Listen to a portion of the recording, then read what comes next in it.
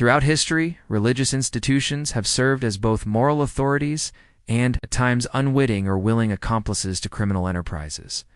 Clergy have found themselves on opposing sides of the law, some using their influence to resist corruption, while others have exploited their positions to enable crime. Is it really only 10 Hail Marys for murder? A common claim surrounding Catholic confession, particularly in the context of organized crime, is that murder can be absolved with a mere recitation of 10 Hail Marys. While this notion has circulated in mafia lore, the reality of Catholic penitential practices is far more complex.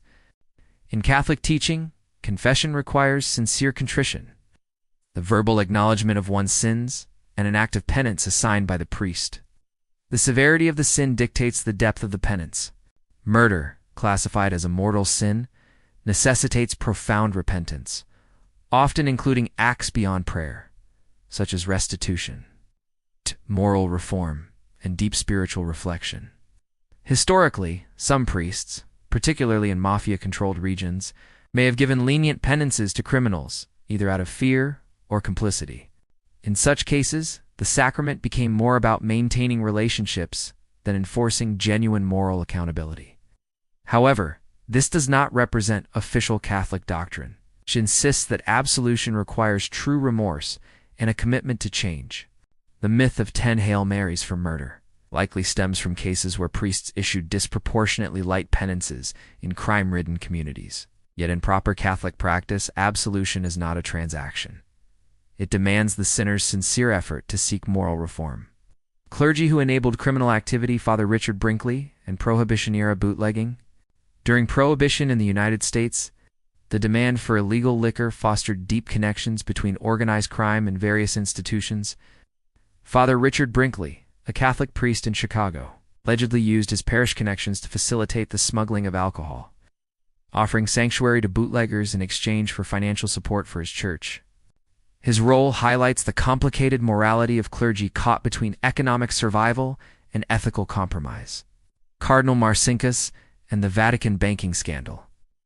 One of the most significant cases of clerical involvement in financial crime was Archbishop Paul Marcinkus, who led the Vatican Bank in the 1970s and 1980s. Under his leadership, the bank became entangled with Italian organized crime, including the infamous Banco Ambrosiano collapse, which resulted in fraudulent transactions and money laundering allegations. Marcinkus escaped prosecution due to Vatican immunity, but his financial dealings left a lasting stain on the church's reputation. Father Patrick Maloney and the Brinks heist. Father Patrick Maloney, a Catholic priest in New York, was convicted of aiding criminals involved in a $7 million Brinks armored truck robbery in 1981.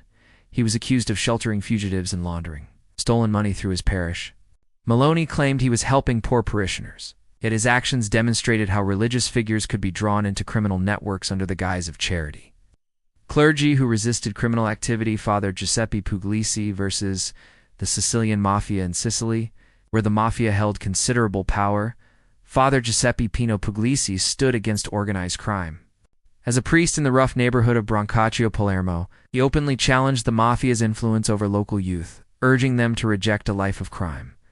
In 1993, Puglisi was assassinated by mafia hitmen, cementing his legacy as a martyr for justice. Archbishop Oscar Romero and El Salvador's death squads. During El Salvador's brutal civil war, Archbishop Oscar Romero became an outspoken critic of government-backed death squads responsible for atrocities. He used his sermons to denounce violence and called for justice, knowing he was making himself a target. In 1980, Romero was assassinated while giving Mass, a moment that galvanized human rights movements worldwide. Father Pedro Opeka and the fight against poverty in Madagascar, where corruption often fuels organized crime. Father Pedro Opeka dedicated his life to breaking cycles of poverty and exploitation. He founded Akamasoa, a community providing housing, education, and employment to thousands. His resistance against local criminal elements, including corrupt officials and traffickers, demonstrates how clergy can fight crime through grassroots reform.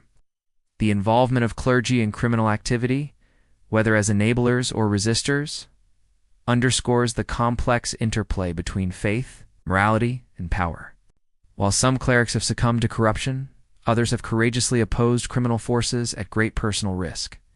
These stories remind us that religious institutions are not immune to ethical dilemmas. The choices made by individuals within them shape their legacy.